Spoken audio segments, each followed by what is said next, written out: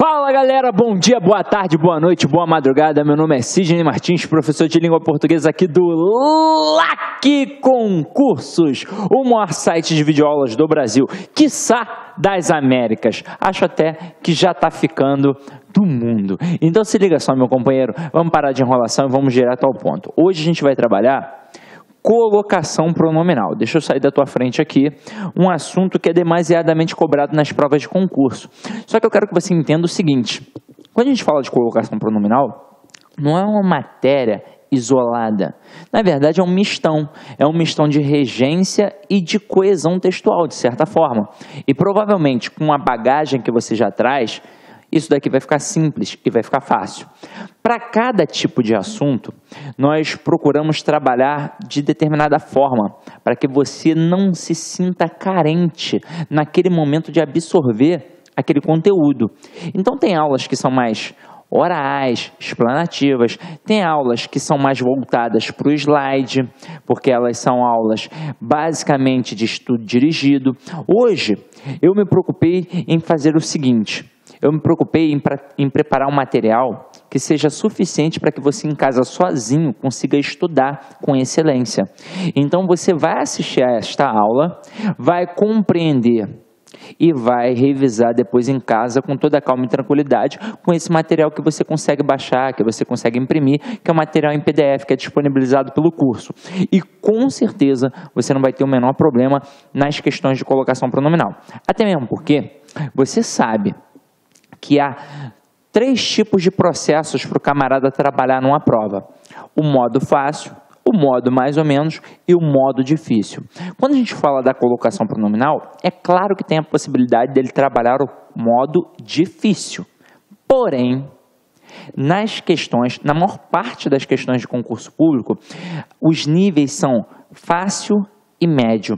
Então, se eu entender a base, vai ser muito simples, porque aquela questão que muitos candidatos vão errar, você sempre vai acertar. E é claro que se vier muito difícil a questão e você venha a errar por algum motivo, a maioria também vai errar. Então não vai fazer nenhuma diferença. Agora, o ideal é que você acerte todas, e é por isso que eu me preocupei em preparar um material altamente explicativo. Então, vem aqui comigo, vamos começar a nossa brincadeira. Você já está sabendo que quando a gente fala de colocação pronominal, nós falamos daqueles pronomes pessoais oblíquos átonos. Eu com certeza já chamei a tua atenção em relação a isso. Das 10 classes gramaticais que nós temos, 3 são extremamente importantes: o verbo, e eu nem preciso dizer aqui por quê, porque ele manda em tudo no final das contas, o pronome e a conjunção. E por quê? Porque eles trabalham a coesão textual. A conjunção, como eu bem já disse a vocês, trabalha a coesão sequencial, a sequência das ideias dentro de um texto. E eu, para isso, preciso obrigatoriamente gravar as conjunções. Se você ainda não fez isso, tá na hora, meu amigo. E se você não achou nenhum local que tenha, na verdade, uma confiabilidade, procura o Sidney aqui, o titio Sidney. Manda um e-mail para mim, manda uma mensagem no Facebook que eu te mando a listinha das conjunções. Em relação aos pronomes, 3 pronomes são muito importantes para nós, que são os pronomes das referenciações. É o pronome relativo, é o pronome demonstrativo e o pronome pessoal oblíquo átono. O que há em comum? Eles vão sempre fazer referência a alguém no texto. Pode estar anterior, posterior ou até mesmo fora do texto. E para que serve pronome de referência? Para evitar repetição dentro de um texto.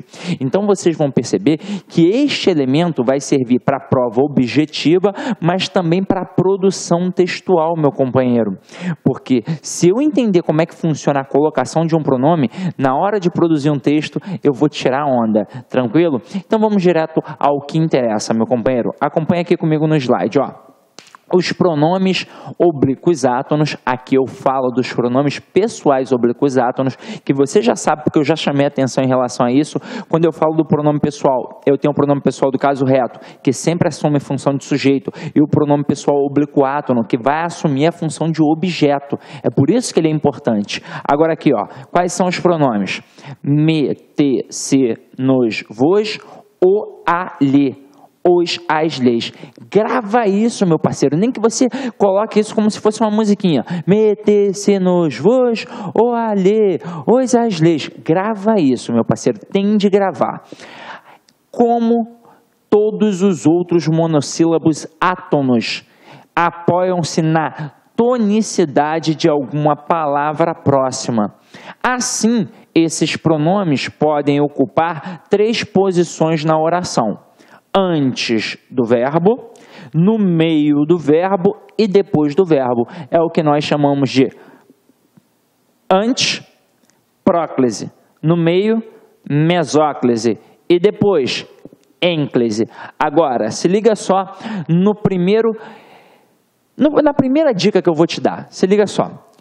Aqui está dizendo que esses termos se apoiam na tonicidade de uma palavra. Então, quando você for contabilizar as sílabas de uma palavra, pode ter certeza absoluta que esse pronome não vai configurar uma sílaba. Não vai. Então, o resto da palavra, sim, você vai contabilizar as sílabas. Agora, o pronome, ele se apoia na palavra, então ele não contabiliza a sílaba. Tranquilo? Não é uma sílaba. Vamos começar a nossa brincadeira, para que você possa gravar isso daqui e nunca mais cair em pegadinhas. Antes do verbo, nesse caso, ocorre a próclise. E dizemos que o pronome está proclítico. Exemplo: nunca me revelaram os verdadeiros motivos. Então, aqui eu tenho o verbo e aqui eu tenho o pronome, que está antes do verbo. Eu vou até fazer um adendo aqui. É óbvio que se você já é concurseiro, você percebeu que este pronome veio para cá por causa da palavra negativa nunca. Na nossa língua portuguesa aqui do Brasil, há demasiadamente casos de próclise. Então, quando eu produzo um texto e muitas das vezes em provas de concurso, nós temos a próclise, porque nós temos diversas palavras atrativas. Hoje, nós vamos entender quais são as palavras atrativas e aquelas que, na verdade, simplesmente são facultativas e que muito tempo ficaram dizendo para vocês que eram facultativas. Quer dizer, facultativa não, estou acabando de dizer que é facultativa, que elas eram atrativas, na verdade. Então, eu vou desmistificar algumas lendas urbanas aqui, tá? Então, vamos lá. Agora, no meio do verbo, nesse caso, ocorre a mesóclise. E dizemos que o pronome está mesoclítico. A mesóclise só é possível com o verbo no futuro do presente ou no futuro do pretérito do indicativo. Então, aqui, ó. Revelar-te-ei os verdadeiros motivos. Meu companheiro, quem eu tenho aqui? Eu tenho o pronome ter. Qual era o verbo? Revelarei.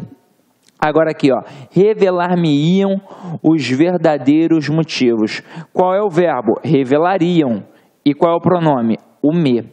O que acontece para eu poder encaixar um pronome no meio da palavra? Eu, na verdade, vou fazer o seguinte: eu vou cortar a palavra exatamente no seu infinitivo. Então tá, revelarei, eu corto no infinitivo, ó, revelar. E aí eu acrescento o pronome e depois eu coloco o resto da palavra. É assim que funciona. Agora, se liga só. Já perceberam como é mais difícil usar uma mesóclise? Porque para usar uma mesóclise, ele tem de estar normalmente no início da frase e ainda tem de estar o quê? No futuro. Porque se tiver alguma palavra atrativa, eu já não vou mais ter mesóclise, e sim vou passar a ter a próclise. Olha aí a última estrutura.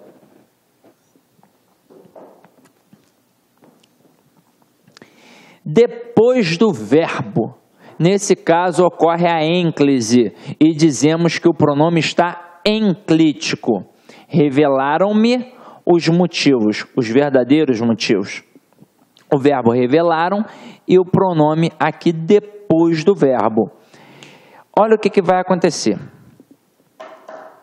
Na época da escola, Uma frase muito famosa era a seguinte: não se começa frase com pronome pessoal oblíquo átono. E durante muito tempo acreditou-se que isto era a base. Então eu tenho sempre de escrever com ênclise. E muito candidato dá mole até hoje por causa disso. Agora, o negócio é o seguinte: para eu produzir uma ênclise, é muito mais difícil que produzir uma próclise. Porque obrigatoriamente, o verbo tem de estar, no início. E aí se liga, tenho peculiaridade? Tenho. E agora é o que nós vamos estudar. Apresentamos a seguir algumas orientações acerca da colocação dos pronomes oblíquos átonos. E vamos observar o que faz para ter realmente a ênclise. Tranquilo? Então vamos lá. Ênclise. A ênclise ocorre normalmente com o verbo no início da frase, como eu disse a vocês. Então aqui, comenta-se que ele deverá receber o prêmio. Aqui ficou faltando um Rzinho, coloca aí comigo, depois eu corrijo no material que eu vou mandar para vocês. Então, comenta-se que ele deverá receber o prêmio. Beleza.